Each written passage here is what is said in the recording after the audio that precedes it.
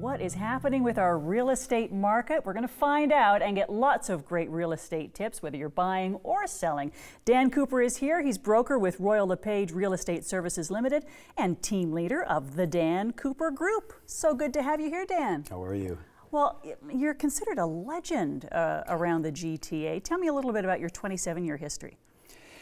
You know, it's been an interesting ride, and I think it's, I've been in the market for quite a while, and I guess you're a product of what you put into the business. And, you know, to be honest, real estate has changed dramatically over the last 27 years, but obviously it's very topical right now, and it's getting a lot of hype in the markets because the market is so buoyant right now, especially on behalf of the seller. Buoyant, yes. The buyers are having to really duke it out with so many other bidders, aren't they? Yeah, it's almost an artificial market that we've had for the last 4 or 5 months, and you know, we've had to really retool and come up with a completely different marketing campaign because right now we have such a different kind of beat going on. I mean, it's the perfect mix for real estate if you think about it, because you know, we've got really low interest rates. We've got a lot of immigration, and right now there's a really good beat going on in the GTA. So everybody wants to be in the GTA, and we've got so much immigration coming in from even mainland China that it's kind of skewed the numbers to the point where, you know, if you're not selling, you're in trouble, because in most cases you're probably competing with 6, 8, 10 offers on the same property. And so totally different dynamics apply, and the way you do business is totally different now. It used to be that way in Vancouver only, but now Toronto is feeling that effect too. You're partly successful because you've got such a great team around you, right? Tell me about the team you've organized. Well, again, been in the business for quite a while, and I think I adopted the team concept from the very beginning, because these days you just have to have more products and services to be competitive in the marketplace.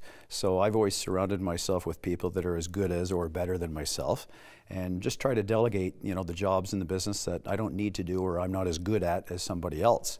So, you know, these days I think you have to really be dynamic in the service department, the communication. Marketing is second to none, so I've got some great people that kind of fill those gaps. So it may look like I'm doing it all, but I do have a team of 12 behind the scenes, which really gives me a lot of support. If I wanted to sell my house, why would I choose the Dan Cooper Group and not somebody else? What sets you apart? Well, you know, that's been a question that's been on my mind since the word go, and maybe that's what's kept us out in the forefront probably on an ongoing basis, because every day I'm looking, how do I change the business? How can I make we, you know, our team stand out and do a better job? So we're every day we're looking at how to bring on new services that I think, you know, will give us a competitive marketing advantage, really. Mm-hmm. Even down to little things like making the house presentable for open houses, right? Yeah, open houses is a big part of it, to the point where we even have 2 home stagers on staff. In fact, you know, my Rolodex on my iPad is incredible, because you have to have instant access to all trades, because every time we go into property, you know, it either needs some electrical work, or it needs carpet, or it needs paint, it needs a handyman's touch, it needs some cleaning. So, you know, we have to be able to have those services at our fingertips, be able to get in and get out in a quick amount of time, because these days it's all about trying to get homes to the market fast and take advantage of the marketplace that we're in. And it's great you can do that, because homeowners, we don't know where to start with that thing. You've got it all figured out in advance. What are buyers looking for these days? Well, I think, you know, they're just trying to find value, and that's harder and harder to find, because in the GTA, you know that we're over $1 million as our median price range.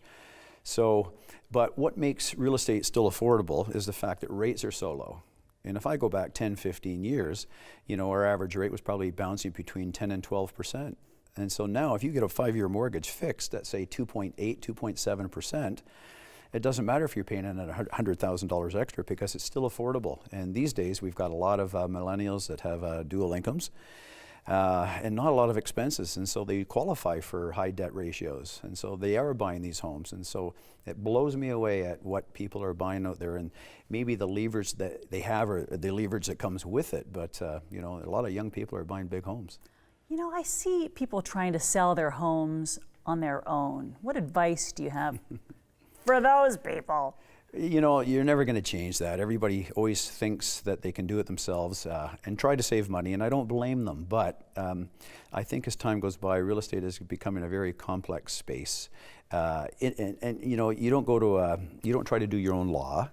So there's a lot of professional disciplines that I think, you know, will stay in business for quite a while. And real estate is getting more and more complex as time goes by. It's you know, there's just a lot to know behind the scenes. Even getting your real estate license these days, it's a lot more intense. There's mortgage financing, there's law, there's accounting. There's just so much more you have to know, and it's a longer program now. So, you know, the caliber of the agents that they're turning out are much better. In fact, there's a lot of degreed people, MBAs, that are getting into real estate because it's such a fun job these days. That's so great.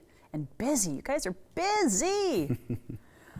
What's happening with the market? Is that crash or correction coming anytime soon? Well, we've had a change lately because we had new legislation from the Liberals. They're trying to slow things down, and so maybe it is a maiden GTA problem or phenomena. But, you know, I'm hoping they're learning from what did take place out west, because they implemented that 15% surcharge last year, which really slowed the market down maybe too much. Is that just for the foreign buyers? Yes. And so, you know, we've got more or less the same thing going on in Toronto now, where they have implemented a surcharge and a lot of new taxes. So it's you know, it's going to keep the market in check a little more than I think, but there's just so much demand. And if you look at it, it's a supply and demand thing, where we've got so many willing buyers trying to take advantage of cheap money. And the only problem is it's limited inventory. So really, I think the problem is it's supply. And I think if the municipalities can bring more product to the marketplace quicker with less restrictions, then that will probably balance things out a little. Well, the market is hot. I mean, spring and summer are generally hotter times to sell, but let's see what happens in the coming months. Thank you so much. Thank you for your tips. And if somebody wants to hire your team, what's the first thing they do? Well, everything's email these days, but our website is simply dancooper.com. And, you know, you can find us online quite easily. There you go, dancooper.com. Thank you so much. Thank you. Coming up next, the extraordinary and extravagant journey of Linda Leatherdale.